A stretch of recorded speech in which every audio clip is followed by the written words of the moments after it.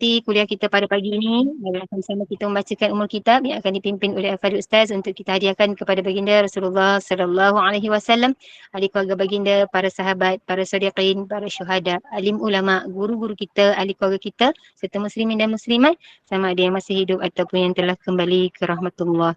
Isiril Fatihah. أعوذ بالله من الشيطان الرجيم بسم الله الرحمن الرحيم الحمد لله رب العالمين الرحمن الرحيم مالك يوم الدين إياك نعبد وإياك نستعين اهدنا الصراط المستقيم صراط الذين أنعمت عليهم غير المغضوب عليهم ولا الضالين آمين. Amin, amin, amin ya Rabbal Alamin. Semoga Allah kurniakan keberkatan, kerahmatan dan kebaikan. Saya dengan penuh ta'zim menyerahkan kepada Al-Fadhil Ustaz. Tafadhal mashkur.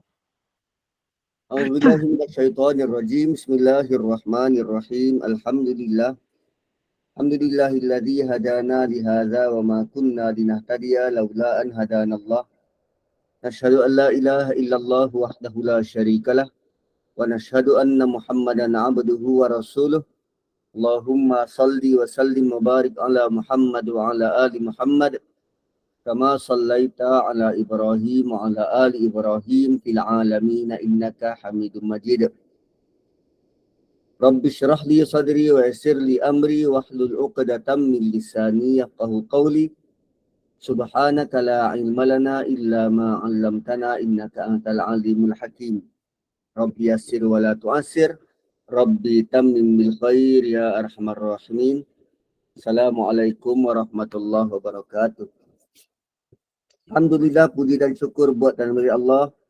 Salawat serta salam kepada Rasulullah sallallahu alaihi wasallam dan kepada ahli keluarga baginda, para sahabat dan mereka-mereka yang konsisten dalam agama ini sehingga hari kiamat. Kita dah masuk 15 Syawal dan kita teruskan pengajian kita, tadabbur kita dalam suratul Baqarah. Hari ini kita nak masuk ayat yang ke-102. Ayat yang ke-102. Sekali imbas kita baca ayat ini, kita akan jumpa nama Sulaiman. Nama Sulaiman, kemudian Syayatin, kemudian ada Harut dan Marut. So nanti kita hari ini kita akan belajar mendalami, mengetahui cerita tentang Nabi Sulaiman, Harut, Marut dan apa kaitannya dengan syaitan. Ayat ini datang selepas Allah beritahu pada kita orang Yahudi ni kesamaran yang mereka lalui. Benda yang mereka keliru pertamanya, ayat-ayat sebelum ini adalah tentang Jibril alaihi salam. Dan mereka keliru, mereka samar. Jibril ke Mikail yang nak disokong ni.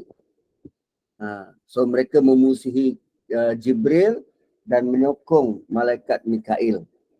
Itu kesamaran pertama. Kesamaran kedua ialah dalam ayat ini tentang Rasul. Kesamaran pertama tentang malaikat, kesamaran kedua tentang Rasul. So dalam wahyu yang disampaikan dalam Quran dan mana-mana kitab sebelum ini, Taurat, Injil dan Zabur, clearly Allah bagi tahu tak boleh lakukan syirik. Tak boleh melakukan syirik dan juga mengamalkan sihir. Sihir tu adalah syirik kerana dia adalah amalan menyeru selain dari Allah. Apa maksud syirik? Syirik ni maksudnya menduakan, menjadikan Allah tu ada partnership. Tu maksud syirik. Kan patutnya kita hanya minta pada mak kita. Ni kita minta pada jiran sebelah. Tu mak kita jadi hijau tu. Patutnya kita hanya minta pada suami kita. Ini kita minta pada suami orang sebelah. Hijaulah muka suami kita. Syirik ni partner. Kita menjadikan Allah tu ada partner. Menanggap ada kuasa lain yang setanding dengan Tuhan. Sebab tu setiap doa kita ini tujukan kepada Allah, bukan pada yang lain. Tujukan hanya buat Allah, bukan pada yang lain. Berdamailah dengan apa yang Allah turunkan. Memadailah Quran menghiburkan hati, bukan cari hiburan dalam bentuk yang lain. Ini asal stres, pergi pub, minum arak. So dia bukan sahaja melakukan dosa besar minum arak, tetapi menanggap ada benda lain yang boleh mendatangkan damai dan tenang selain Tuhan. Itu syirik. Itu syirik. So kefahaman golongan Yahudi ni, kefahaman golongan Yahudi ni menjadi samar dalam hal ehwal agama mereka. Dan ada yang mengatakan Nabi Sulaiman mengamalkan syirik. Mereka keliru kerana mereka dapat maklumat yang salah tentang Nabi Sulaiman. Sebab tu mereka tidak boleh menerima Quran dan Islam sebab berlawanan dengan kitab Talmud. Talmud ni apa? Kitab tafsir bagi Taurat. Talmud ni ditulis oleh mereka punya ulama. Ditulis ikut kefahaman ulama dia. Salah kefahaman tu maka salahlah apa yang mereka faham. Dia tak ambil dari teks asal, tapi dia ambil daripada Talmud. Dan mereka beriman dengan Talmud ni. Itu problemnya orang Yahudi. Kita juga boleh jadi macam tu jika kita bergantung penuh hanya pada satu bentuk penafsiran. Tak buat cross check pada tafsir-tafsir yang lain. Menanggap tafsir inilah yang paling unggul, paling ulung, paling lengkap. Akhirnya kita tinggalkan tafsir-tafsir yang lain. Malah ada yang lebih dahsyat, dia hanya belajar tafsir tu, tidak pun merujuk kepada teks asal Al-Quran. Dan ramai antara kita mungkin tak tahu bahawa ayat-ayat Quran juga boleh digunakan untuk aktiviti sihir. Sihir boleh dilakukan dengan menggunakan ayat Quran. Macam mana tu?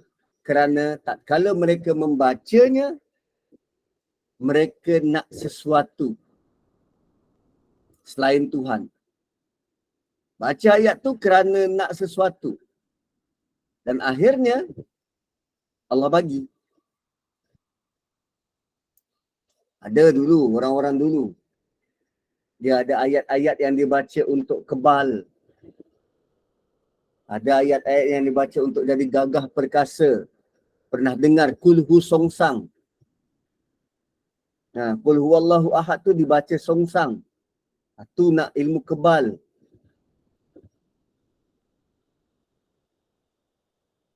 Begitu.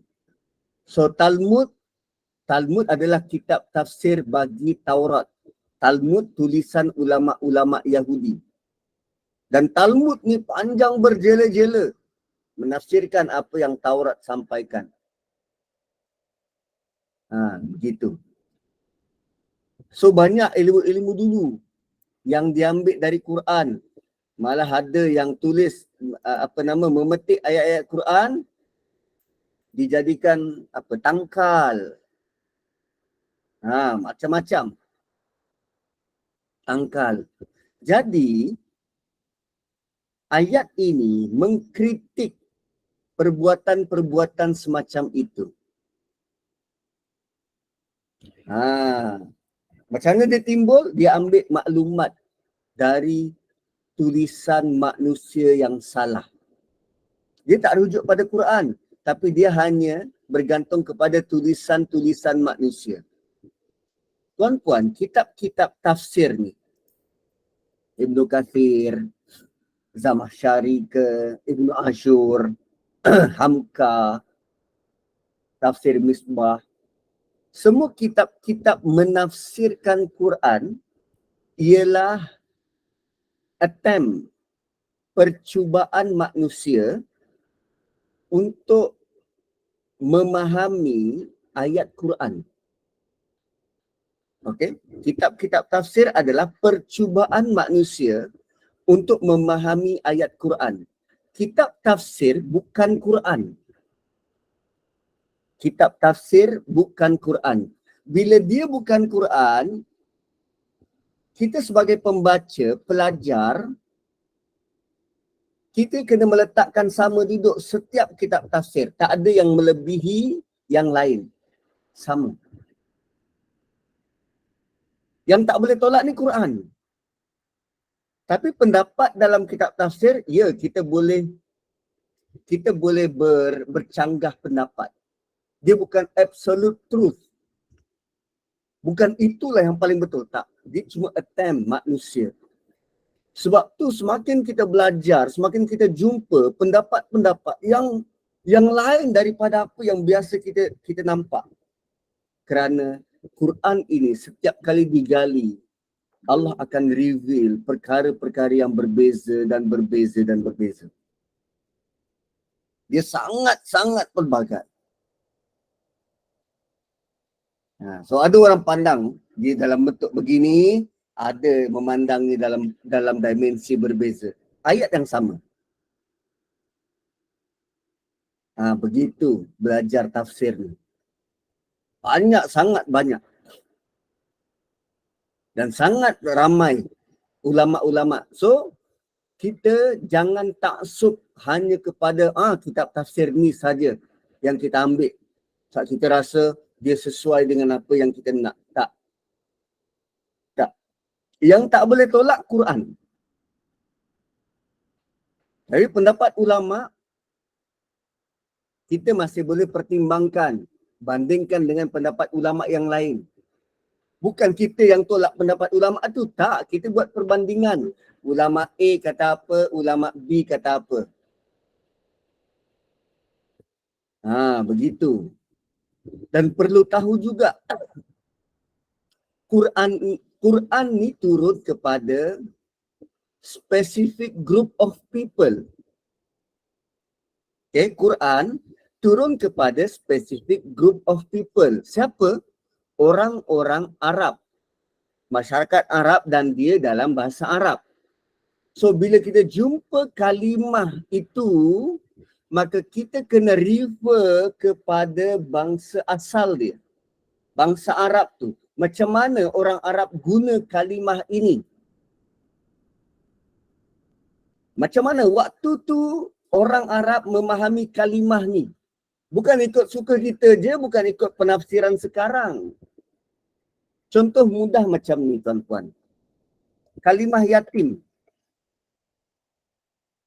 Kalimah yatim. Apa maksud yatim?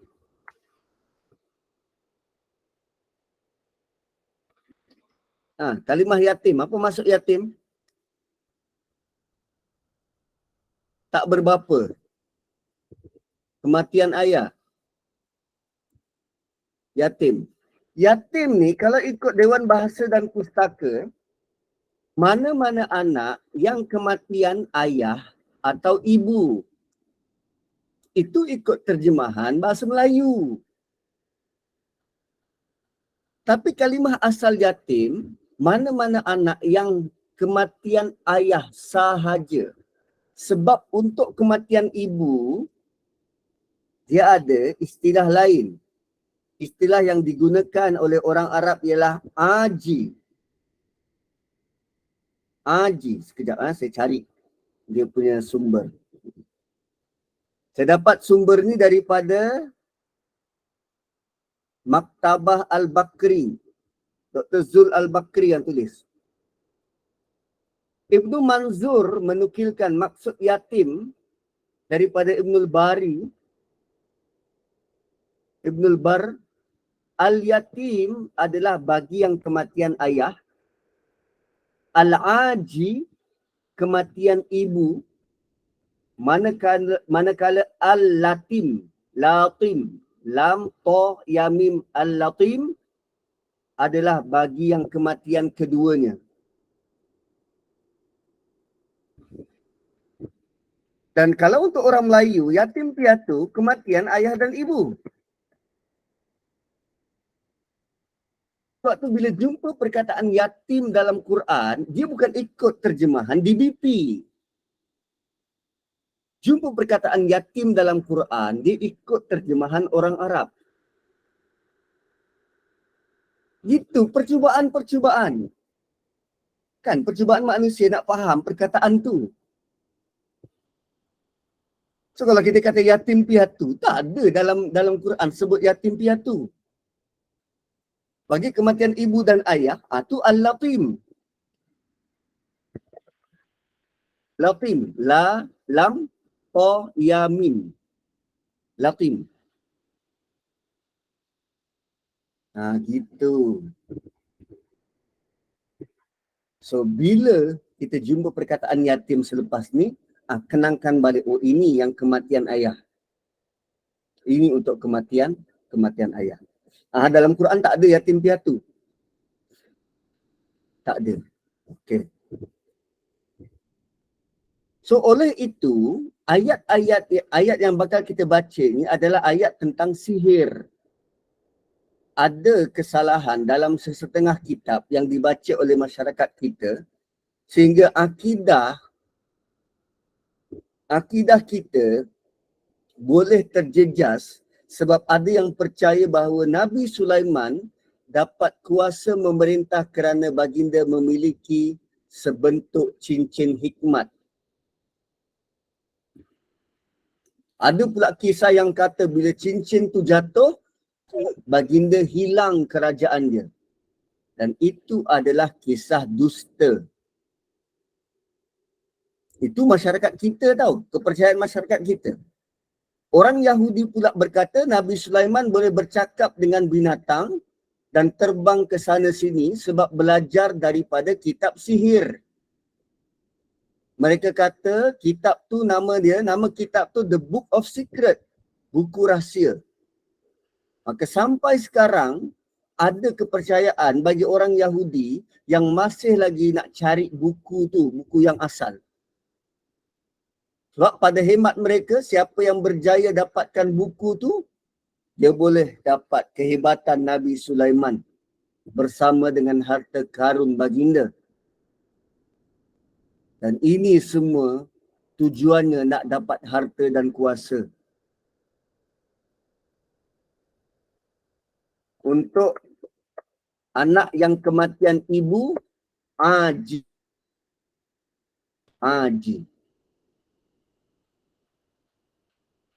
Sebab tu ada Yahudi Ortodoks yang sampai sekarang mereka berusaha untuk runtuhkan Masjidil Aqsa sebab mereka percaya tapak di bawah masjid tersebut ialah tapak asal King Solomon punya castle.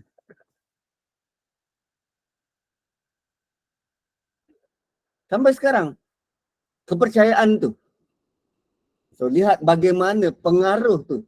Syayatin, pengaruh syaitan sehingga menyebabkan manusia boleh hilang pertimbangan.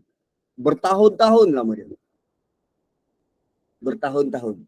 Saya tengok tentang pengaruh syaitan ni. Saya tengok Netflix 72 places dekat dunia ni yang tempat yang tak boleh diduduki. 72 tempat berbahaya yang ada dekat muka bumi ni yang tak boleh diduduki. Antara lain, dia cerita tentang Sungai Ganges. Sungai Ganges. Dia punya pencemaran sudah sangat luar biasa. Pun begitu, orang-orang Hindu masih bersuci di sungai yang dianggap suci itu. Walaupun sudah sangat teruk tercemar. Kalau dekat US, mana-mana pantai yang tercemar lebih daripada 200, dia punya sukatan tu 200 per square meter, pantai tu akan ditutup sebab teruk tercemar. Mereka kaji dekat sungai Ganges, dia dah tercemar lebih kurang 1 juta lebih per square meter. Tapi penganut agama tu masih menganggap tempat tu suci. Wow. Cuba tengok bagaimana syaitan dia boleh deviate manusia sehingga hilang pertimbangan bersih atau kotor. Bila dianggap suci, digambarkan sebagai suci, mereka akan ikut membabi buta. Oh, dahsyat. Dahsyat. So, pengenalan kepada ayat ni, pada zaman Nabi Sulaiman, sihir banyak diamalkan oleh umat baginda dalam kalangan Bani Israel. Maka Allah perintahkan untuk kumpul semua tukang sihir.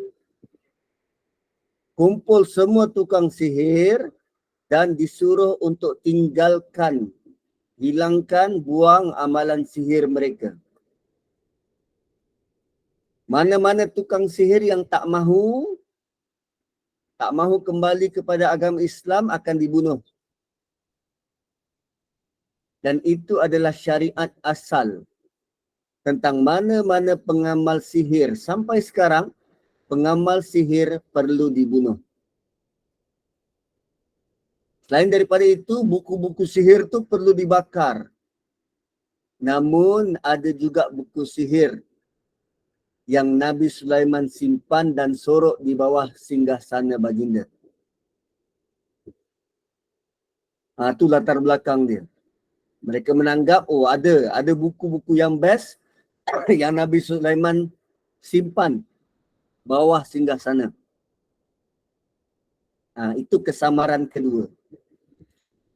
Dan dalam cerita ini juga kita akan jumpa nanti kesamaran yang ketiga tentang malaikat. Malaikat apa? Ada malaikat yang dikatakan mengajar sihir, namanya Harut dan Marut. Dan ia akan disebut dalam ayat ini. Akan disebut dalam ayat ini. Okey, sebelum tu, Nabi Sulaiman ni zaman bila? Selepas Nabi Musa ke sebelum Nabi Musa? Nabi Sulaiman ialah selepas Nabi Musa. Jauh selepas Nabi Musa. Lepas Nabi Musa, Yusa' bin Nun. Lepas Yusa' bin Nun bawa Bani Israel pergi berperang dengan Jalut. Berperang dengan Jalut. Bawa Talut. Talut diangkat sebagai raja. Dan dalam tentera Talut ada Daud. Nabi Daud.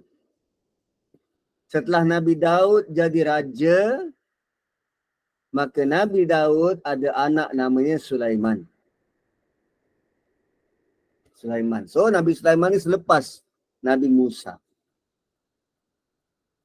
So jom kita tengok wattaba'u ma tatlu syayatinu ala mulki Sulaiman. Dan mereka mengikuti ajaran sihir yang diajar oleh syaitan-syaitan. Yang ikut ajaran tu ialah ahli sihir. Mereka belajar sihir dari syaitan. Perlu diingat waktu Nabi Musa juga ada ahli sihir, tapi ahli sihir itu beriman kepada Tuhan Nabi Musa. Lalu mereka ahli sihir itu semua dibunuh oleh Firaun sebab tak nak dengar cakap Firaun. Lama selepas itu, ajaran sihir ni kembali. Dan ada ahli-ahli sihir yang belajar dan mereka belajar dari syaitan. Maka dari sini kita dapat tahu sihir itu sebenarnya diajar oleh syaitan kepada manusia. Bukan dari Nabi, bukan dari malaikat. Bukan dari Nabi, bukan dari malaikat. Sihir ni syaitan yang ajar. Suatu dalam kalangan orang-orang Yahudi yang sekarang, Yahudi ni dia ada 12 puak. Tapi untuk yang moden, Yahudi moden ni, mereka ada puak yang ke-13. Puak ke-13. Dan puak ke-13 ini menyembah syaitan.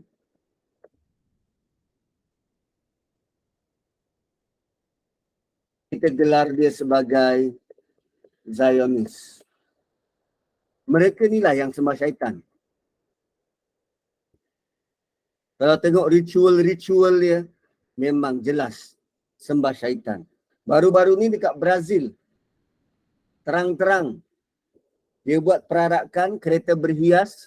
Salah satu kereta tu diukir, dihias macam syaitan.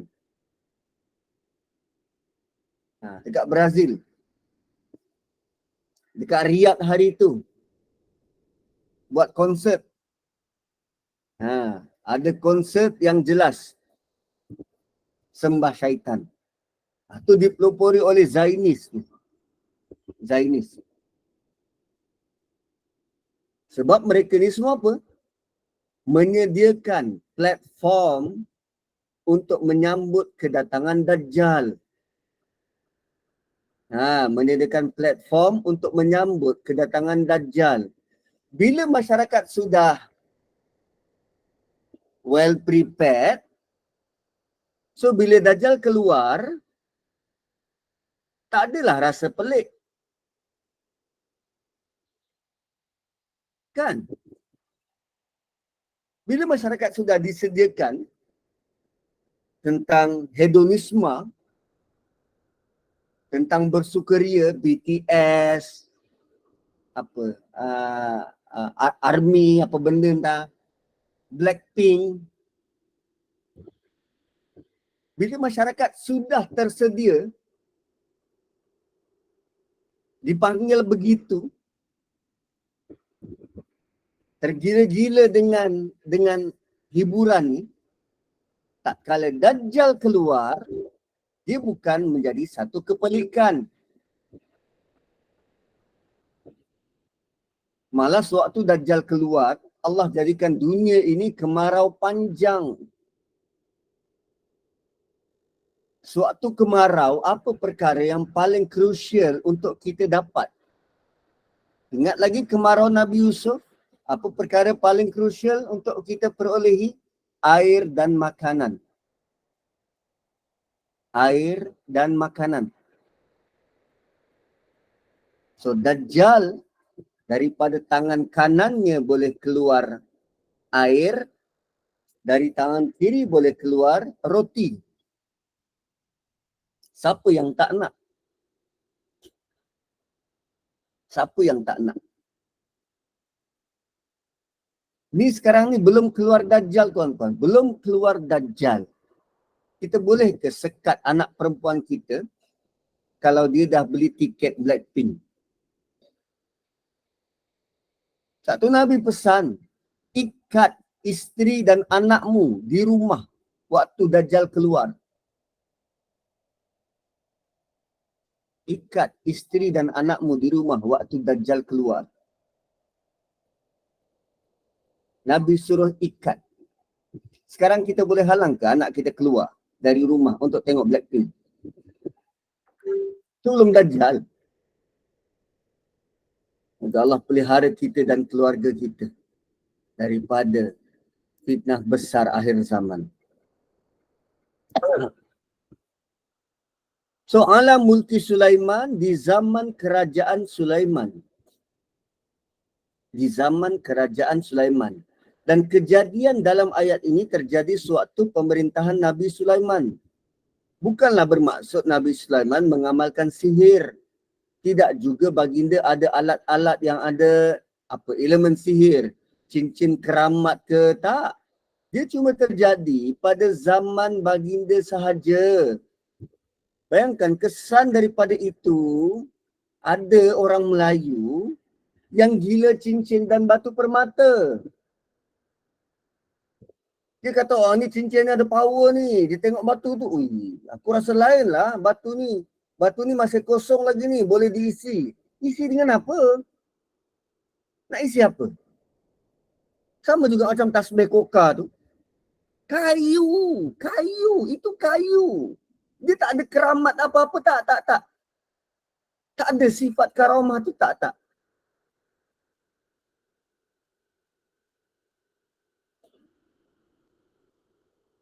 Di manusia senang di-deviate oleh syaitan. Sangat senang. Syaitan yang menjadikan dia begitu dan begini. Lalu manusia tengok dan kagum dan percaya. Wah.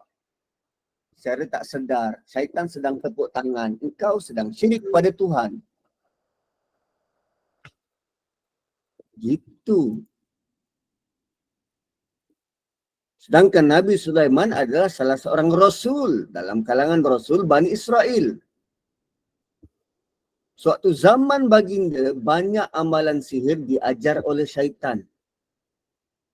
Bukanlah Nabi Sulaiman memperkenalkan sihir. Sebab sihir dah lama ada. Zaman Nabi Musa dah ada sihir. Sebelum Nabi Sulaiman lagi.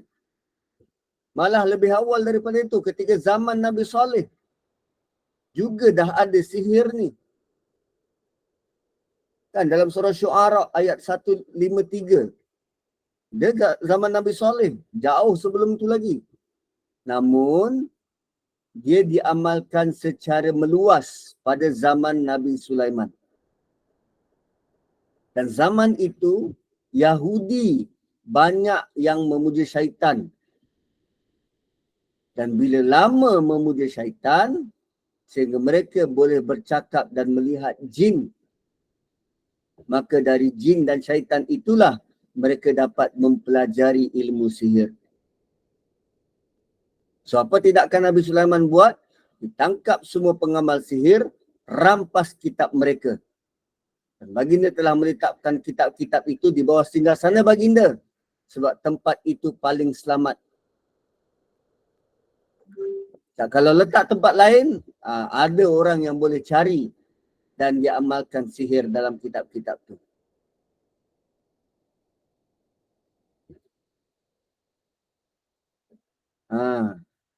Dan Allah beri kelebihan kepada Nabi Sulaiman. Begitu makhluk seperti jin tak boleh mendekati Nabi Sulaiman untuk ambil dan mengkhianati, tak. Cuma selepas kewafatan baginda, sihir telah diamalkan kembali. So dalam ayat ini Allah membersihkan nama Nabi Sulaiman. Allah kata dia tak ada kaitan dengan sihir.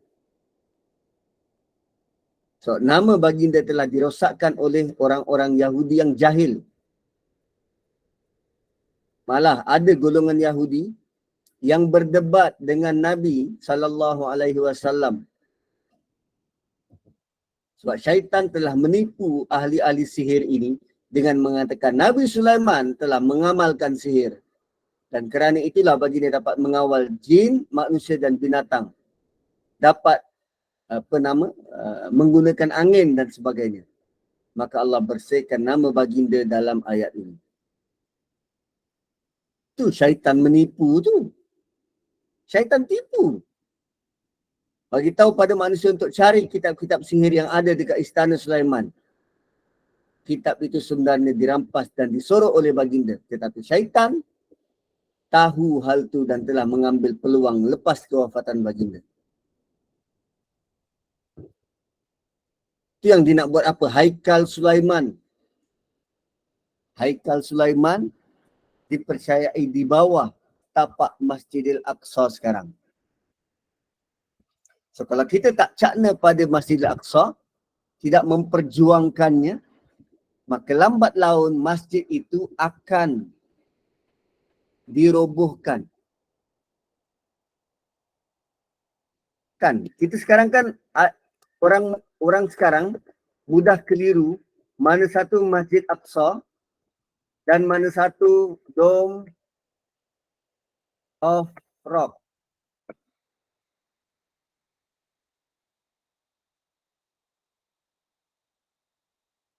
Mana satu Masjid Aqsa, mana satu Dome of Rock. Selalu digambarkan inilah Masjid Aqsa, sedangkan Masjid Aqsa adalah di sini. Ni masjid dia. Ini digambarkan macam, oh inilah masjid. Sebab tapak Haikal Sulaiman tu dekat bawah ni. So bila nanti sampai waktu dia ambil keputusan untuk robohkan yang ini, orang akan anggap, masih ada lah Masjid Al-Aqsa, relax je kat situ.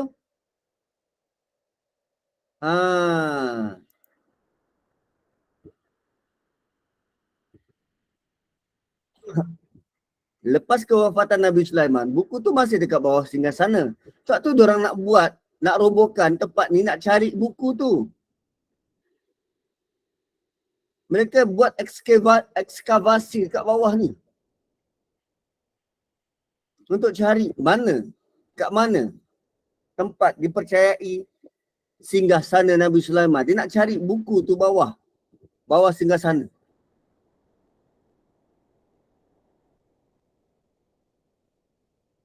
Dan the best part, Masjidil Aqsa bukan hanya ini. Bukan hanya ruang merah ni. Tapi Masjidil Aqsa adalah daripada sini sampai ke sini, sampai ke sini, dan sampai ke sini. Inilah ruang masjid. Ni ruang Masjid Aqsa. Sebab tu pada waktu Mi'raj, Isra Mi'raj, Allah kumpul ratusan ribu Nabi dan Rasul di tempat ini untuk solat berjamaah dengan Rasulullah sallallahu alaihi wasallam. Ratusan ribu Nabi dan Rasul. Bayangkan serentak manusia paling mulia atas muka bumi berada di satu tempat untuk sembahyang berjemaah. So anda nilai berapa tinggi nilai keberkatan tanah tu. Sebab satu-satu masa dekat Mekah hanya Nabi seorang. Nabi Musa dia seorang bersama dengan Nabi Harun. Dalam perkampungan Yasin 3 orang Nabi. Itu pun berkat keberkatannya luar biasa. Tapi ini di tanah itu. Satu-satu masa berjemaah ratusan ribu Nabi dan Rasul serentak di situ.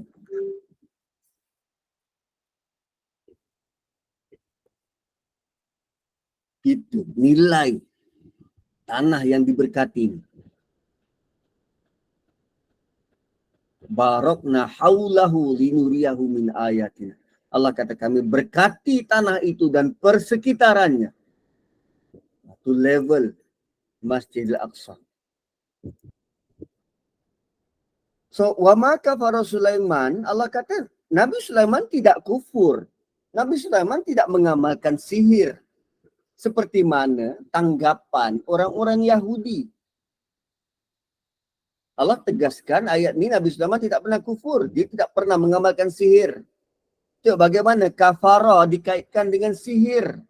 Allah sebut kufur merujuk kepada sihir. Wa ma kafara Sulaiman walakinna syayatina kafaru. Tapi syaitan-syaitan itu yang kufur. So kita kena sedar mengamalkan sihir akan menjadikan pengamalnya kufur. So dalam Islam siapa yang ditangkap mengamalkan sihir, akan dihukum pancung, tak dimandikan dan tidak dikuburkan dalam tanah perkuburan Islam.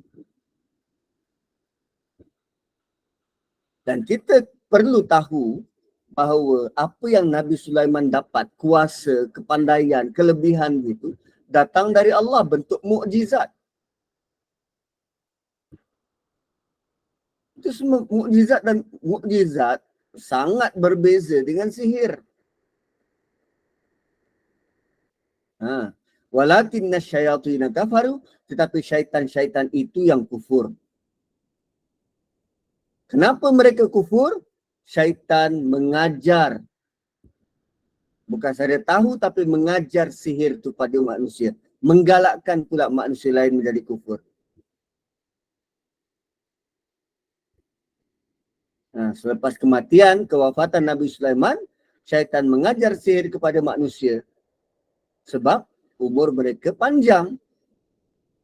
Maka manusia pun jatuh cinta pada ilmu sihir dan jauh dari ilmu agama. So manakala jin-jin apa dia buat? Mereka ambil kesempatan. Sebab manusia jahil. Diorang pun buat cerita yang Nabi Sulaiman sebenarnya telah perintah dengan menggunakan sihir. Oleh kerana dia tak nak manusia lain tahu, Nabi Sulaiman sembunyikan sihir. Ya yu'allimuna an-nasa sihr. Syaitan itu mengajarkan sihir kepada manusia. So tuan-puan, kenapa mereka nak belajar tentang sihir ni?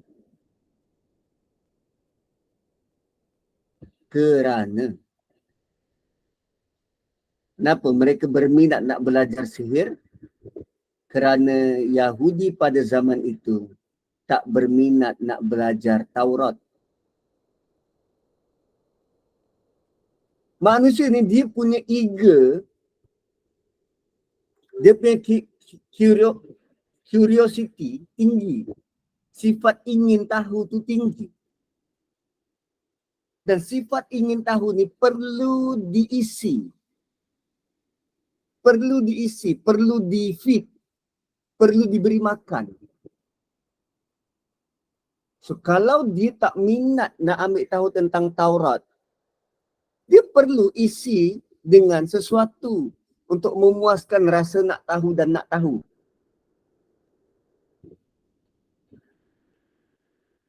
Sama macam Quran. Quran ni tuan-puan, kita dah lalui start daripada ayat pertama sampai ayat 102. Dan tak tuan-puan telah lalui punya banyak maklumat-maklumat yang boleh memuaskan rasa curious kita. Tapi kalau kita tak minat tentang Quran, kita akan cari benda lain untuk isi. Untuk isi. Allah nak kita jadikan benda lain sebagai secondary, kita jadikan Quran sebagai primer.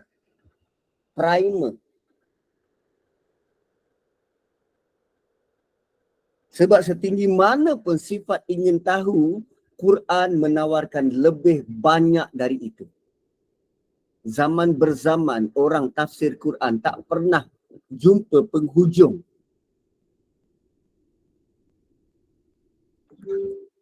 Dahsyat. Ustaz, bolehkah kita baca kitab Taurat dan Injil untuk pengetahuan? Tak payahlah. Tak payah. Biar orang yang mahir lah. Saya pun tak mahir. Biar orang yang benar-benar kaji Quran, Taurat dan Injil. Biar mereka, kita dapat maklumat dari mereka. Nama kita nak baca sendiri sebab kita baca Taurat dan Injil bukan dari bahasa asal. Taurat, bahasa dia dah pupus. Injil, bahasa dia juga dah pupus. Injil ni bahasa asal dia Aramaik. Dah pupus. Taurat, bahasa Ibrani, juga dah pupus. Kalau nak baca Kita kena baca daripada bahasa asal, bukannya translation. Sama macam tafsir Quran, dia adalah attempt manusia macam mana nak faham Quran. Dan luckily Quran dalam bahasa Arab, kita masih boleh rujuk. Gitu. Di mana kitab Taurat dan Injil yang sebenar? Tak ada. Dah tak ada. Dah tak ada. Apa tindakan yang sesuai dilakukan untuk pengamal santau jika mereka itu tak makan nasihat?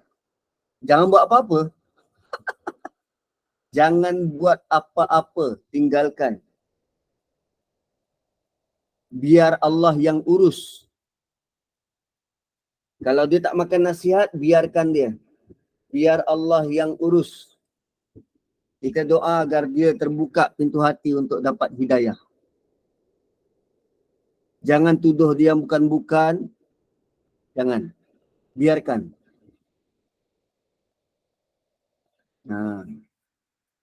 Gitu. So nak belajar, baik belajar Quran. Dia beri tumpuan sepenuhnya pada Quran. Sebab apa yang ada dalam Taurat dan Injil, Allah datangkan juga dalam Quran. Dalam bentuk updated version. Okay, next. Yu'allimuna an-nasa sihr. Mereka mengajar manusia akan sihir. So begitulah kita, bila masyarakat kita dah tak hirau Quran, maka syaitan akan masukkan ajaran-ajaran lain dalam masyarakat kita. Gitu. Malah ada pengamal sihir yang baca ayat Quran dalam bacaan sihir tu. Sebab mereka sangka itu adalah sebahagian dari ajaran Islam. Ini semua kerana kesan daripada tidak mengendahkan, tidak take serius untuk belajar Quran. Gitu. So, sihir ni apa? Sebut tentang sihir kan. Sihir tu apa? Sihir ni kata akar dia sahara. Sahara. Maksud sahara ialah menipu. Maksud sahara menipu ataupun waktu awal pagi ataupun menarik perhatian. Menipu awal pagi, menarik perhatian. Makna keempat, penipuan. So sahara juga dicairkan kalimah tu, kita dapat perkataan sahur. Sahur, makan sebelum subuh atau awal pagi. Makan sebelum subuh. Dan waktu sahur ialah waktu yang gelap. Penglihatan tidak jelas. Maka sihir adalah sesuatu yang menyebabkan, yang penyebabnya tak jelas. Kita kena sihir, kita tak tahu siapa yang kenakan, tak jelas. Orang yang kena sihir, dia tak tahu siapa yang hantar. Bagaimana dia dihantar, apa yang digunakan. Tahu-tahu terus kena je. Itu bentuk. Bentuk sihir tu tak jelas. Seperti mana awal pagi tak jelas. Itu dari sudut bahasa. Dari sudut istilah, ada seorang ulama, nama dia Ibnu Qudamah. Ibnu Qudamah dia kata, sihir ialah ikatan, jampi dan perkataan yang diungkapkan atau ditulis atau dibuat sesuatu yang mendatangkan kesan dan akibat buruk terhadap tubuh orang yang disihir atau terhadap hati dia atau akal dia tanpa menyentuhnya secara langsung. Tak perlu sentuh pun. Tuju dari jauh je, orang tu akan terima akibat buruk. Gitu. Dan penyebab dan cara sihir dijadikan pun banyak. Kita tak tahu secara keseluruhan. Ada yang berlaku kerana menggunakan jin. Kadang dia guna barang-barang dan bahan terlarang. Ada kalimah-kalimah tertentu, jampi-jampi serapah. Ada yang menggunakan kekuatan akal pelaku dan tak apa macam cara lagi. Kan guna rambut, kaca dan paku. Macam-macam. Guna kaca, guna apa nama? Pisau jilid tu. Ui, macam-macam. Sihir ni pelbagai. Setiap daerah dia ada ahli dan pakar dia. Kalau kita dekat Semenanjung Malaysia ni, kita paling takut santau dari Siam. Kalau dekat Sabah tu daripada pedalaman atas tu, Bajau, tu kuat. Pedalaman bawah pun banyak juga. Area Tawau dan Sempurna pun banyak juga. Sarawak dengan Ibannya, dengan Bidayuhnya, masing-masing ada. Itu baru dalam Malaysia. Itu belum dekat luar negara lagi. Merata. Sihir ni macam-macam, pelbagai dan merata. Kerana kebanyakannya dia gunakan minta pertolongan dari jin dan syaitan. So bila melibatkan perkara kufur, memuja-muja jin, menyebut-nyebut lafaz-lafaz kufur dan syirik, menyembah bintang, pokok dan sebagainya, menggunakan darah orang dibunuh, tu minyak dagu, hidup dengan cara kotor dan tidak membersihkan diri, dan itu semua perkara yang menarik kehadiran jin dalam hidup. Itu yang tadi sebut Sungai Ganges tu. Dia dah tak boleh nak differentiate kotor dan bersih. Bila jin sudah rapat, maka mereka bolehlah digunakan untuk menjalankan sihir. Ada sihir yang disebut dan selalu terjadi, sihir menipu mata. Kita sebut apa? Silap mata. Surah A'raf menawarkan kepada kita dia punya nama. Saharu a'yunan nas. Silap mata orang ramai. Surah Taha, yukhayyalu ilaihi min sihrihim. Menjadikan manusia hayal terhadap sihir-sihir mereka. Dan dari dua ayat ini kita dapat tahu yang sihir itu dia menipu mata kita sehingga kan menampakkan benda sebenar yang tak ada. Kenapa lagi benda yang tak guna sihir tapi menipu mata manusia? Ada tak yang kita jumpa, dia bukan sihir tapi dia guna untuk menipu mata manusia? Apa dia? Makeup. Dia semacam sihir, tapi dia menipu mata manusia. Kan, lalu lelaki-lelaki tertipu. Rupanya dia bangun tidur mukanya macam ni. Terpedaya. Cuma makeup tak adalah termasuk dalam syirik. Ini sihir je yang menipu mata manusia. Silap mata. Gitu. Makeup tu kan seni. Seni. Sihir bukan seni. Makeup seni.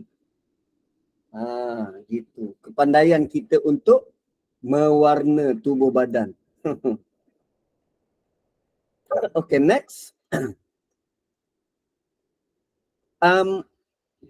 Bolehkah sihir mengubah bentuk fizikal? Contohnya disihir orang sehingga jadi binatang atau jadi macam si tanggang, berubah jadi batu. Ulama khilaf tentang hal ni. Ada yang kata tak mungkin, ada yang kata boleh berlaku. So jika Al-Quran menyebut tentang sihir dalam bentuk silap mata, tidaklah bermakna hanya itu sahaja yang ada dalam dunia sihir. Sebab dunia sihir ni sangat besar dan luas. Ada hadis yang menjadi sandaran dalam kitab Muwatta' Imam Malik disebut tentang Al-Ka'ab Al-Ahbar. Ka'ab Al-Ahbar berkata, kalaulah dia tidak mengamalkan doa tertentu, sudah tentu puak Yahudi akan menukarnya menjadi keldai. Ka'ab ni orang Yahudi, peluk Islam, tapi kaum dia tak suka dia buat macam tu. Lalu dia kata, kalaulah aku tidak beramal dengan ayat Quran tertentu, dah tentu aku akan ditukar menjadi keldai. Jadi harimau tu masih lumayan, boleh jadi maskot Maybank. Jadi keldai, nak bank mana nak jadikan maskot? Ni dia boleh tukar jadi keldai. Gitu. Kalau jadi peti ais tu masih lumayan boleh bantu mak bapak. Jadi keldai apa? Kan. Itu Ka'ab al-Ahbar. Dan sihir adalah termasuk perkara-perkara khawariqul adat. Khawariqul adat. Khawariqul adat ni apa? Yang menafikan, mencari adat, mengoyak. Biasanya macam ni, dia boleh merubah adat. Perkara-perkara yang boleh mencari adat ni ada 4. Pertama, mukjizat. Yang ini hanya Nabi Allah yang dapat. Yang kedua, karamah. Karamah ni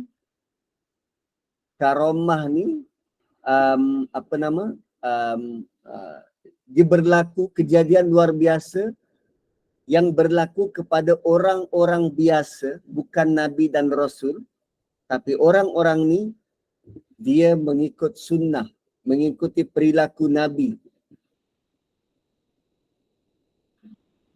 So dia orang-orang beriman, selalu terjadi kepada orang-orang yang Allah nak tolong. Dan karamah ni ada dua bentuk. Pertama, irhash. Irhash ni orang tu diberi bantuan sebelum dia jadi Nabi. Dia belum diangkat jadi Nabi, tapi dia diberi bantuan sebelum dia diangkat jadi Nabi. Itu irhash. Yang kedua, karamah dalam bentuk ma'unah. Kejadian pelik luar biasa kepada yang berlaku pada orang mukmin yang soleh. Dan kejadian itu tidak menjadikan dia cakap besar dan tertipu oleh syaitan. Ada orang yang terima karamah dari Allah, ma'unah, bantuan segera dari Allah, dan lepas itu dia jadi sombong dan bongkak. Dia rasa, dialah orang terpilih, maka dia wajar dihormati. Bentuk ma'unah ni berlaku, yang kita dengar berlaku waktu gempa bumi di Turki baru-baru ni. Kan meluas orang cerita tentang kanak-kanak baby yang diselamatkan dari dalam runtuhan. Kanak-kanak tu cerita, ada orang datang bagi biskut, bagi roti, bagi air, temankan. Ada kawan warna putih. Tu ma'unah lah tu. So kanak-kanak ni terpelihara. Kanak-kanak ni terpelihara, Allah pelihara. Gitu. Itu bentuk ma'unah. Kemudian yang ketiga, yang khawariqul adat, yang boleh mencari adat. Yang ketiga ialah istidraj. Istidraj tu khawariqul adat. Kejadian luar biasa kepada orang-orang fasik. Dia buat maksiat, tapi dia dapat macam-macam. Itu tujuannya untuk dia tertipu oleh nikmat, sehingga syaitan menjadikan dia ujub dan sombong. Istidraj. Dan yang keempat, sihir. Kejadian aneh yang dilakukan oleh orang fasik dan kufur diperolehi dengan cara belajar. Gitu.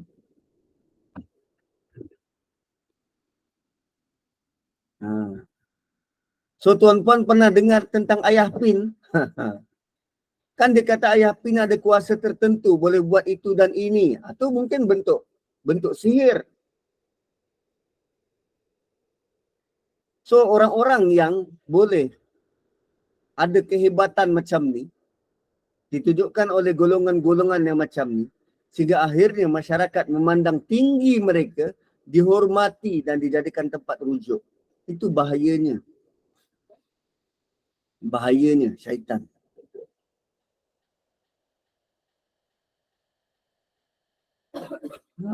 Gitu. Dan Nabi pernah memberi ingatan buat kita. Nabi pernah memberi ingatan buat kita. Ingatan macam mana? Salah satu daripada sihir, bentuk sihir ialah kata-kata manusia yang memukau. Ada yang pandai berkata-kata hingga Nabi pernah bersabda, itu pun sihir. Ada satu ketika Abdullah bin Umar menyatakan bahawa dua orang dari penduduk Masyrik, dua orang dari timur datang kepada baginda, lalu keduanya berkhutbah. Dua orang lelaki datang jumpa dengan Nabi, lalu keduanya berbicara, berkhutbah. Sehingga orang-orang dekat keliling rasa takjub dengan penjelasan dua orang tu. Sahabat Nabi rasa kagum. Hebat betul dia bercakap. Lantas Nabi SAW bersabda, sesungguhnya dalam penjelasan itu mengandungi sihir. Atau sesungguhnya sebahagian penjelasan itu mengandungi sihir. Wow. Tuan-puan, tak tahu ilmu tu masih ada sampai sekarang, tapi kita tahu dulu, kita tak sebut sebagai sihir. Kita sebut sebagai apa? Susuk. Susuk nak cantik, susuk dekat bibir supaya manis bercakap, susuk dekat tulang belakang supaya gagah perkasa, susuk dekat tangan supaya kuat. Itu semua sihir. Sihir. Gitu kan. Dan ada setengah ulama mengatakan ini adalah pujian bagi orang yang pandai berkata-kata. Akan tetapi Imam Qurtubi kata hadis tersebut celaan bagi ilmu balaghah. Kerana ada orang yang boleh manipulate fakta dengan kepandaian berkata-kata. Sehingga kan perkara yang salah nampak betul, yang betul jadi salah. Inilah kan, bayangkan tuan-puan macam ni.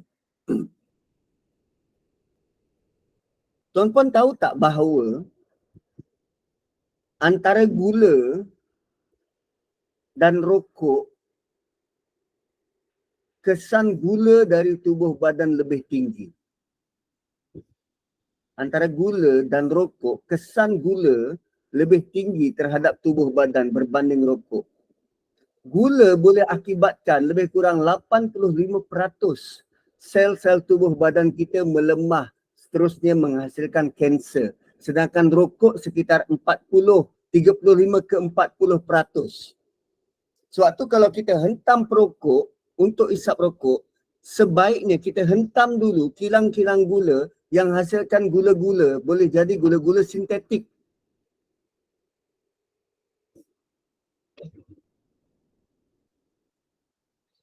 Kan? Tuan-puan, fakta tu saya reka je. Bahaya tak orang yang pandai bercakap, dia manipulate fakta? Tak tu Nabi kata, di situ ada sihir. Bahaya kan? Sangat bahaya. Ini macam berita baik pada perokok. Yes, macam hadis palsu. So sihir ni jangan buat main. Maksudnya apa? Kita minta perlindungan pada Allah daripada ancaman sihir. Kena minta hari-hari. So tuan-puan ada minta perlindungan dari Allah dari ancaman sihir? Ada tak minta perlindungan pada Allah dari ancaman sihir? Kena buat hari-hari, pagi, petang.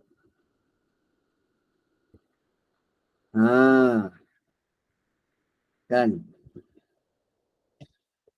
Bacalah surah Al-Falaq. Qul a'udzu birabbil falaq min syarri ma khalaq wa min syarri ghasiqin idza waqab wa min syarri naffatsati fil 'uqad wa min syarri hasidin idza hasad. Gitu. So minta Allah lindung kita dari orang yang bermanis mulut, dari bentuk sihir-sihir yang kita nampak, dari jenis orang yang suka-suka nak sembur, nak sembuh-sembuh tu kan. Yang dia suka menghembus, sana, sini. Gitu. So suratul Falaq berupaya. Suratul Falaq adalah permohonan kita pada Allah untuk berlindung dari sebarang bentuk sihir. So tuan-tuan dan puan-puan, kita berhenti dulu di sini. InsyaAllah kita sambung esok hari penerangan penjelasan berkaitan ayat 102 surah ini.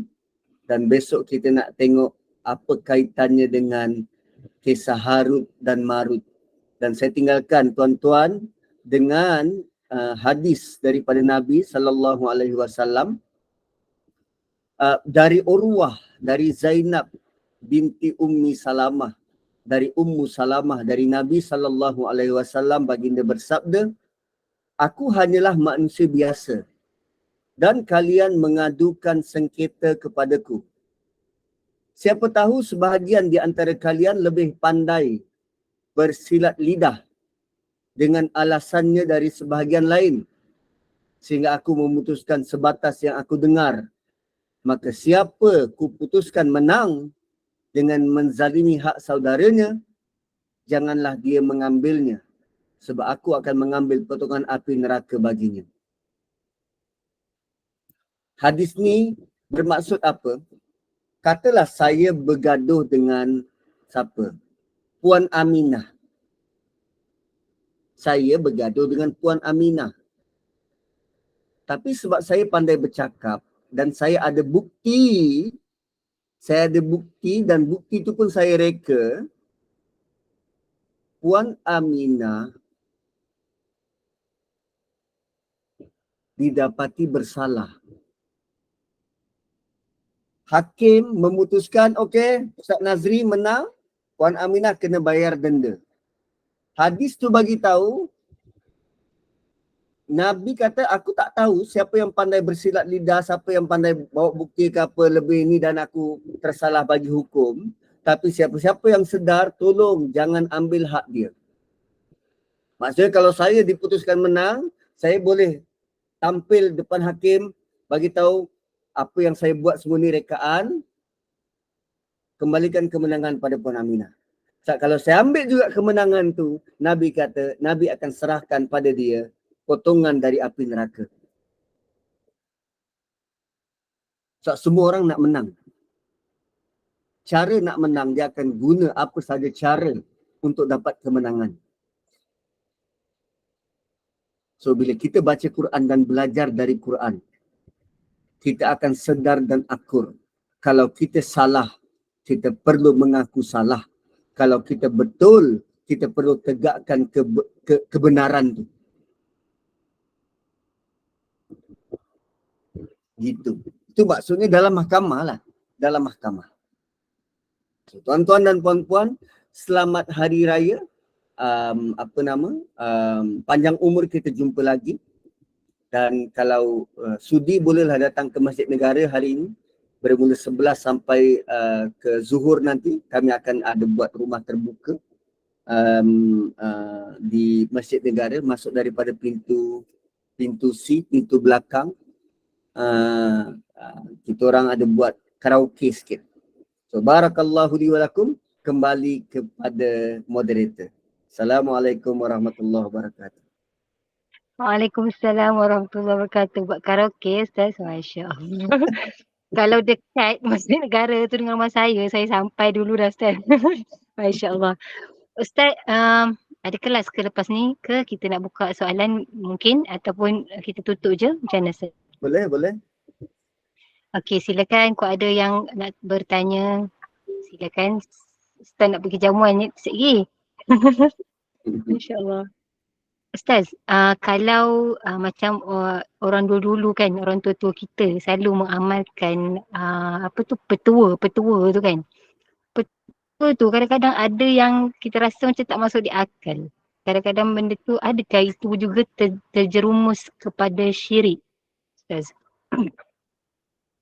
Okey, ya, dulu kita ada petua-petua orang lama. Dan petua ni, tahu tak, petua ni perkataan tu berasal daripada fatwa.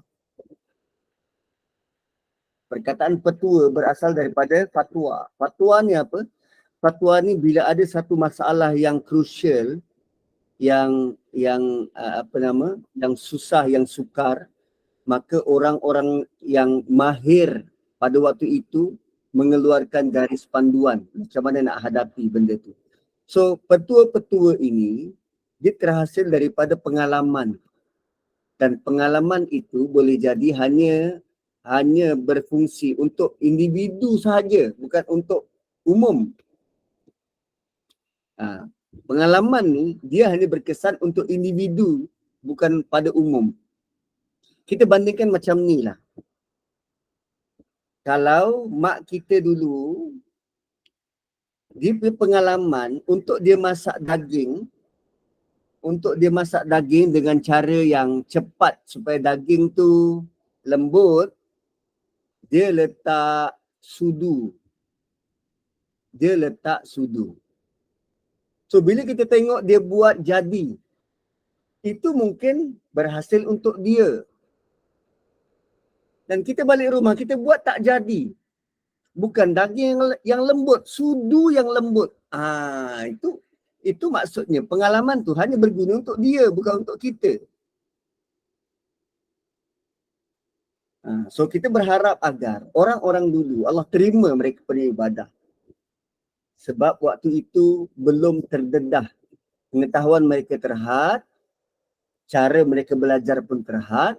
Mereka hanya dapat ilmu sekitar circle mereka sahaja. Kita berharap agar Allah terima apa yang mereka buat, apa yang mereka amalkan, dan moga Allah terima kejahilan-kejahilan mereka. Sebab tu saya tak setuju tentang orang suka tuduh nenek moyang pengamal saka. Saka kan? Selalu kita kata, ni engkau bawaan saka engkau lah ni. Saka tu dapat dari mana? Oh, dapat daripada atuk nenek. Sedangkan boleh jadi atuk nenek kita tak tahu menahu pun tentang saka tu. Lalu mereka dah meninggal, kita buat tuduhan-tuduhan palsu pada mereka. Kalau dah ada, kalaulah betul bomoh tu kata engkau ni bawa saka, berubat sudahlah, tak perlu nak salahkan orang tu orang ni. Boleh jadi jin yang hanya nak suka kacau kita supaya kita tuduh orang lain, letak beban kesalahan pada orang lain yang dah mati. Gitu. Boleh jadi entah kita waktu muda-muda pergi ke stadium mana-mana, entah rumah lama ke, jin tu suka kat kita, lepas tu dia ikut kita, akhirnya kita salahkan orang yang tak bersalah. menyesatkan.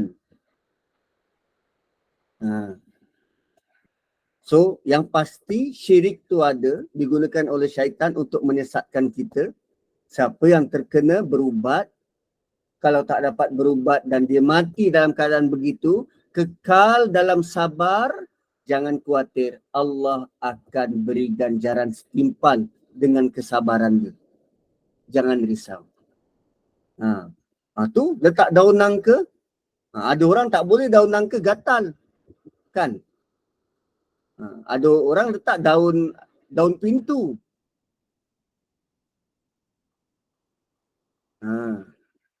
Gitu. Assalamualaikum Ustaz.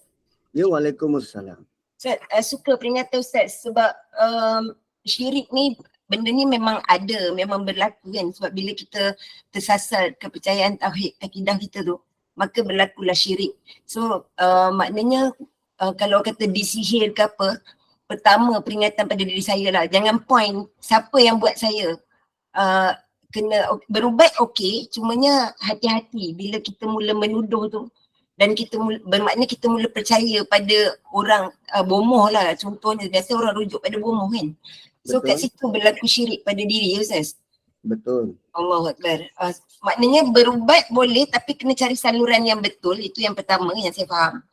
Dan memang bab saka tu Ustaz, daripada apa yang biasa kita dengar dan dah sangat sinonim lah, memang akan dipersalahkan datuk nenek moyang Ustaz. Benda tu dikatakan turun temurun. Maka kat sini memang back balik tu Allah lah semuanya dan cari penawar tu je. Betul Ustaz? Sampai ke tahap kita dah buat kedai saka nama dia kan? Ya Allah, menakutkan. Astaghfirullahaladzim. Dia kedai dekat Melaka ke mana, nama kedai tu saka. Memang puaka kedai tu, masuk tak keluar-keluar. Ya Allah. Kedai ekor Ustaz. Ekor. Sama je lah. Macam kedai RM2 tu lah. Oi, puaka betul. Masuk konon-konon nak beli satu barang. Keluar berbeg-beg. Masya Allah. Tu kedai saka. Sama juga macam kes yang dekat UNM, Universiti Pertahanan tu, UPNM, Universiti Pertahanan Nasional Malaysia. Yang seorang pelajar dia tu ditekap 90 tekapan streka. Punca dia apa? Kawan dia hilang laptop. Dan mak bapak kawan dia pergi jumpa bomoh. Bomoh tu kata budak tu lah yang curi. So mereka ni pergi dera budak tu, pergi soal siasat, tekap dengan streka. Hanya bergantung kepada maklumat. Bomoh tu kata engkau curi. Meninggal budak tu. Oi. Meninggal. 90 tekapan. Ya. So sekarang ni kalau dah tahu dah budak tu mati, ada siapa-siapa nak pergi tekap pula bomoh tu? Kan, jom sama-sama kita pergi jumpa bomoh tu, tekap dengan mak bapak budak tu sekali. Bayangkan, sampai sekarang mak bapak budak tu tak pun minta maaf pada budak yang mati ni, pada mak bapak dia. Apa yang Allah akan buat pada mereka kalau mereka tidak bertaubat? Terutamanya bomoh tu. Jin tepuk tangan, syaitan tepuk tangan. Ui, dahsyat. Dahsyat.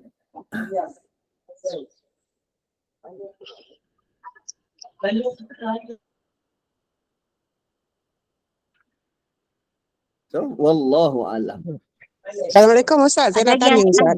Waalaikumsalam. Saya confuse Ustaz, macam apa ni apa dia tentang tangkai dan azimat ni. Ada orang kata boleh pakai, ada orang kata tak boleh pakai. Macam mana Ustaz? Saya kata tak boleh pakai. Itu saya confuse. Ada orang kata boleh, ada orang kata tak boleh. Yang pakai azimat, yang pakai ikat-ikat tu, yang apa semua tu kan. Macam mana? Rasa saya memang tak boleh, tapi ada setengah pendapat kata boleh. Saya nak minta Ustaz penerangan dia. Bagi tangkal dan azimat, dia menjadi tak boleh dipakai kerana kita akan letak pergantungan bukan pada Allah tapi pada azimat tu, pada tangkal tu. Kenapa letak? Sebab bila kita tengok, kita rasa confident yang kita akan dilindungi oleh tangkal. Sedangkan Allah nak kita berlindung pada Allah, bukan pada tangkal. Sebab tu tak boleh. Yang kata boleh, dia tak ada alasan sebenarnya untuk bagi tahu yang tangkal tu dan azimat boleh dipakai. So, selain daripada bergantung pada Allah, kalau dia bergantung pada tangkal dan azimat tu, sampai hari kiamat nanti, di mahsyar, Allah akan kata, engkau dulu bergantung pada tangkal tu, sekarang aku nak masukkan kau pada dalam neraka, engkau mintalah pertolongan pada tangkal tu. Silakan. Dulu kau dekat dunia, kau nak sangat minta tolong pada azimat tu kan? Okey, sekarang aku buat keputusan, kau masuk neraka. Kau minta bantuan pertolongan daripada azimat tu. Panggil tangkal tu, panggil azimat, bantu kau. Lu kira sirik lah Ustaz tu, macam tu Ustaz. Ya, Kira betul. sirik.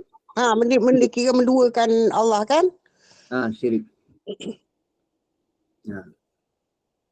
Bagaimana dengan petua garam kasar dan ladi hitam yang ada orang guna untuk sembur kawasan rumah tu? Okey. Garam kasar dan ladi hitam itu sebagai alat. Sebab entah daripada mana mungkin diorang dapat maklumat bahawa syaitan ni, jin ni dia tak suka dengan garam kasar dan ladi hitam. Lalu digunakanlah garam kasar dan ladi hitam tu untuk buat apa? Kawasan ke, pagar ke, semacam tu lah. Tapi maksudnya dia bawa benda yang jin dan syaitan tak suka.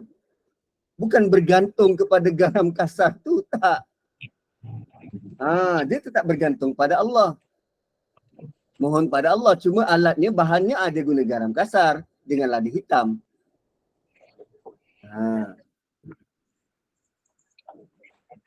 Ustaz, sekarang ni ramai founder alat-alat makeup. Pengguna pula selalu cakap pakai produk ni jadi cantik. Dosa tak Ustaz? Sebab yang jadi elok tu dengan izin Allah apa komen. Oi, benda ni sangat sukar, sangat sensitif. Pertamanya, kita kadang pun bukan hanya alat makeup. Kita kadang pun mengenakan pakaian. Kan kasut baru, nampak cantik lah. Nampak aku lebih berseri lah. Kadang bila orang puji, Ustaz punya muka ni glowing lah. Ustaz pakai produk apa? Saya pakai produk wuduk 5 kali sehari. So adakah itu kita katakan bahawa kita bergantung pada wuduk, maka dengan wuduk itulah kita jadi cantik? Tidaklah begitu. Bukanlah semacam itu. Makeup ni dia cuma sebagai hiasan. Kalaupun dia kata, kerana makeup ni aku cantik, dia bukan bermaksud dia bergantung pada makeup tu. Itu cuma berbahasa bahasi. Dia berbeza dengan sihir. Sihir ni lain. So dia nampak orang tu menyusut tubuh badan sampai mati. Dan dia kata, tengok, sihir aku power. Itu lain. Lain. Ada ramai kawan saya pernah kena sihir. Kerja dekat Sabah. Asalnya kahwin, bercerai. Dia jadi macam kena leukemia, rambut semua gugur. Pindah balik kemari, diubat. Kembali segar, kembali ceria. Sebelum tu kurus kering, tinggal tulang. Kembali ceria, sihat. Dihantar lagi ke Sabah. Jabatan yang lain. Kemudian sekarang ni dihantar ke Indonesia. Jadi atasnya dekat sana. Hidup sihat lagi orang ni. Tapi sebelum tu hidup dia sengsara. Kena sihir tu. Jadi macam-macam. So makeup tu tak adalah kita nak samakan dengan sihir tu. Saya bergurau senda je tadi. Gitu. Kan kita pakai anting-anting nampak, cantik lah aku. Syiriknya kau, Allah yang buat kau cantik. Tak, kita berbahasa basi je. Perasaan kita dia nampak macam cantik. Sebenarnya tak ada perubahan apa pun, sama je. Kalau jumpa dengan suami duk tengok, muka awak lagi. Bukan tahun lepas muka awak kat sini juga. Kita dah 20 tahun kahwin, muka yang sama je. Harap-harap cepat sikit masuk syurga, setiap kali berkelip kan berbeza muka. Gitu. Okey, berkat tu sifatnya bertambah kan Ustaz? Apa yang bertambah dalam konteks Masjidil Aqsa? banyak yang bertambah. Bila Allah kata barakna haulahu, tanah dekat sekitar Masjidil Aqsa tu subur-subur. Tanah dia subur, suasana dia hening, dia tempat yang udaranya bersih. Kan tempat paling bersih, paling tidak tercemar dalam dunia adalah dekat Palestin. Sebab tak banyak kenderaan-kenderaan yang lalu lalang. Dan penduduk dia dekat situ cerdik-cerdik, tanah subur, sungainya baik, banyak keberkatan kat sana, banyak. Sangat banyak.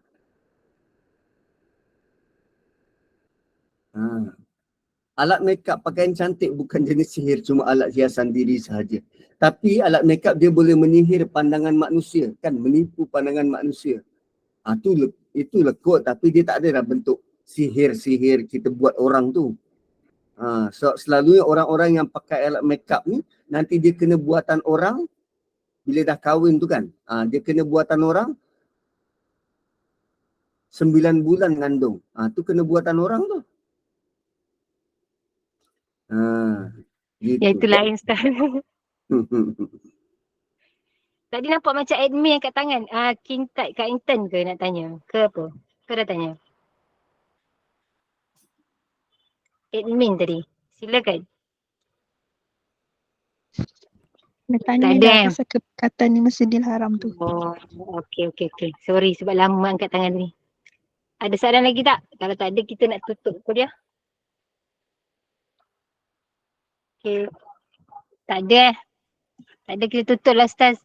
Sekejap lagi nak pergi open house. Open mouth. Masya-Allah. Okey, baik. Alhamdulillah, barakallahu fiikum, jazakumullah khairan jaza Ustaz di atas banyak perkongsian hari ni tentang sihir. Kebanyakannya moga kita lebih pengetahuan dan kefahaman tentang sihir, insya-Allah. Moga Allah melindungi kita lah daripada segala kejahatan iblis dan syaitan yang mau menyesatkan kita ni. Allahu Akbar. Terima kasih kepada tim Gemenur Iman, sahabat-sahabat pencinta ilmu yang mengimarahkan kuliah kita. Sedikit bahan Ustaz. Pada pukul 5.15 petang hari ini kuliah asar bersama dengan Al-Fadhil Ustaz Imam Farid bin Syari dengan Al-Wafi Hadis 40 Imam Nawawi, dan 8.15 kuliah maghrib kita bersama dengan Al-Fadhil Ustaz Khairul Fahmi bin Muhammad Anwar dengan begitu rupanya kisah Nabi Adam. Jadi dengan ini saya mewakili Gemenur Iman memohon maaf sekiranya ada sebarang kekurangan dan kesilapan. Yang baik itu datang daripada Allah dan tidak baik dan kelemahan itu daripada kami sendiri. Kita tangguh kuliah kita.